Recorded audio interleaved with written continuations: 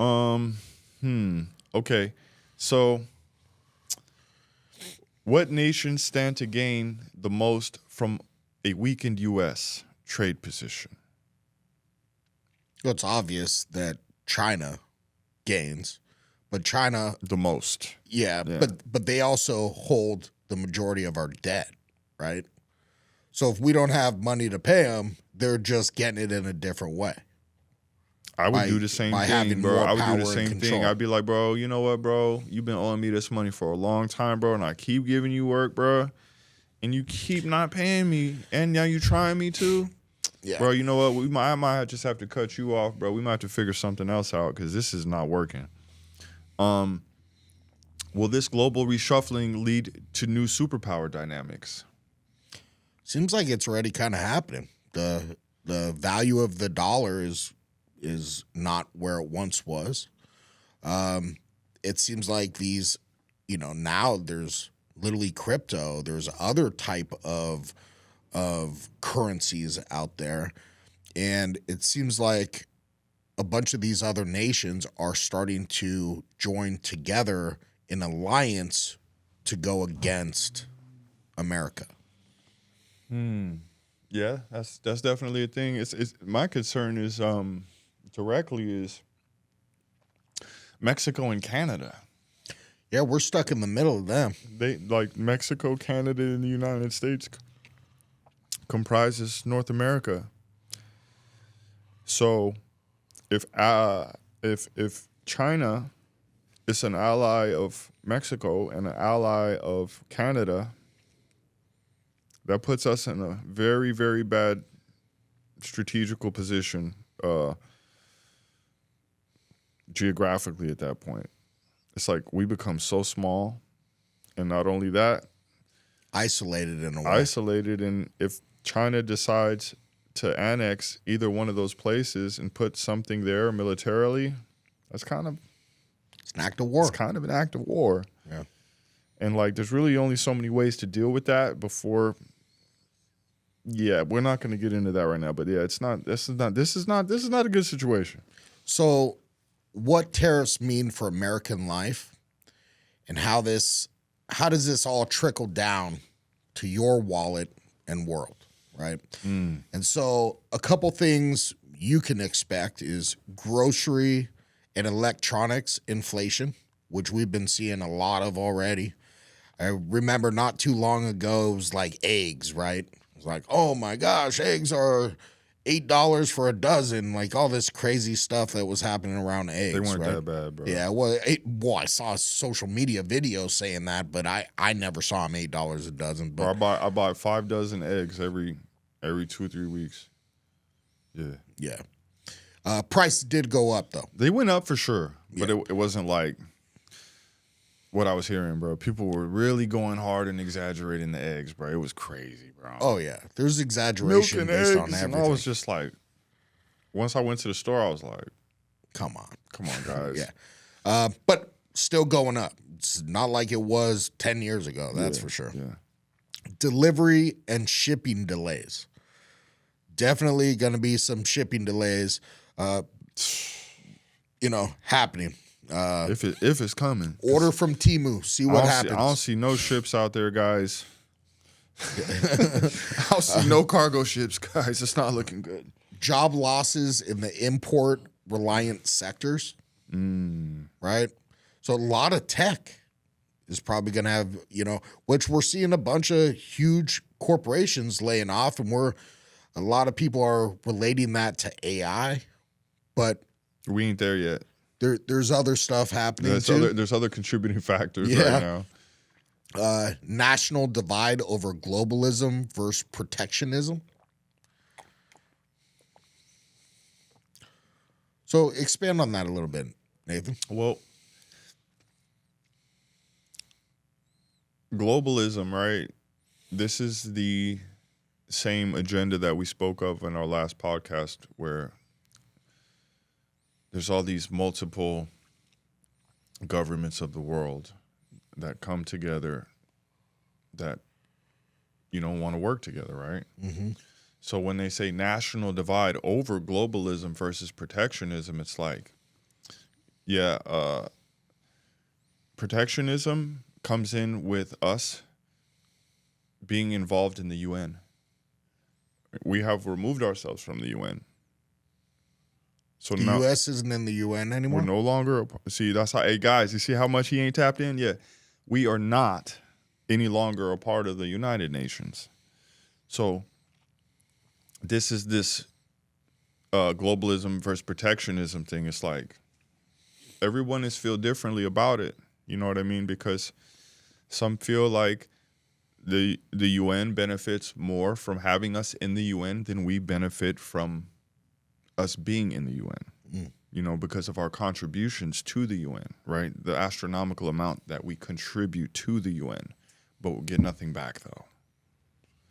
So how long can we do that for? And it be fair to us? That's the question from those people's perspective. And it's a great question. Great question. And I could see how how somebody might think that way. And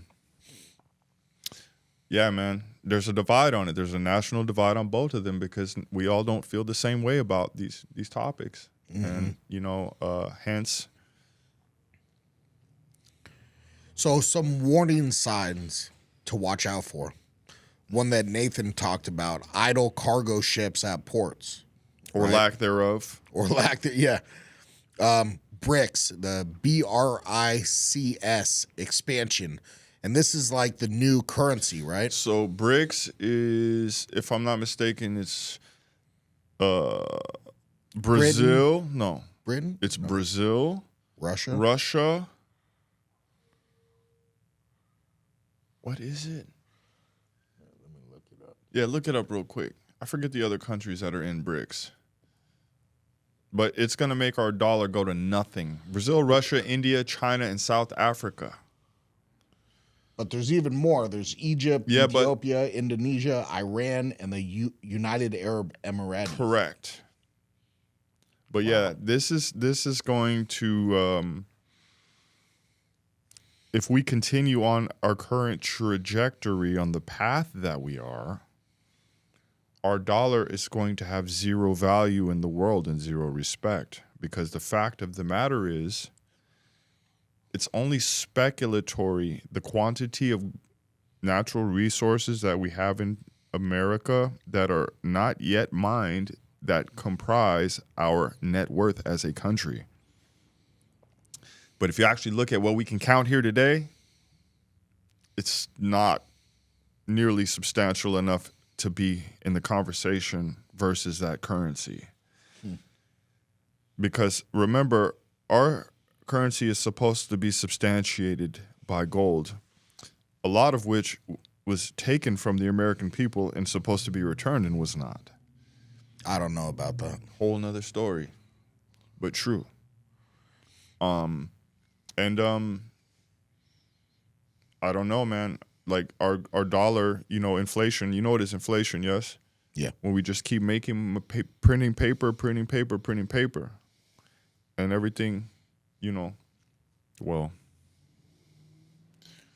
this BRICS situation, it's not good for America. Yeah, I could see The that. only way it can be good for America is they're gonna come back on some, hey, if you can't beat them, join them. That's what's gonna end up happening because of the power of their currency. This is, if you combine all of these things together with everything they all have combined, we do not win. We become not that our dollar is no longer gonna be that global bomb. It's not gonna be like that no more. Yeah, I don't think it is literally at this point anymore. So a final takeaway, this isn't panic. It's pattern recognition. Tariffs aren't just taxes. They're trade bullets. And if they're fired, understand who's loading the weapon. Well, interestingly enough, like, you know, this wasn't something I learned about in school, tariffs. And I'm sure some people did, but not many of us. And we all kind of make a certain choice to educate ourselves to a certain level that we think we need to on politics to be able to make certain educated decisions, but we don't go so deep. God willing, this all works out or passes over, and we're able to move on, because it's definitely a concerning thing, man. You know, not knowing what's going to happen, the uncertainty of that. But I'm glad I know what a tariff is now. I'm glad, you know, and I'm sure everybody else has kind of had to be forced to have more of an education on what tariffs are too. And, you know, to be honest, I don't think the regular people even give a crap. They're just worried about making sure they could have, number one, a roof over their head. They're making sure that they could put food in their system. You have to give a crap, because if you cannot afford to eat food because stuff's going crazy, or there's like, hey, bro, so like, you know, like the Great Depression, right?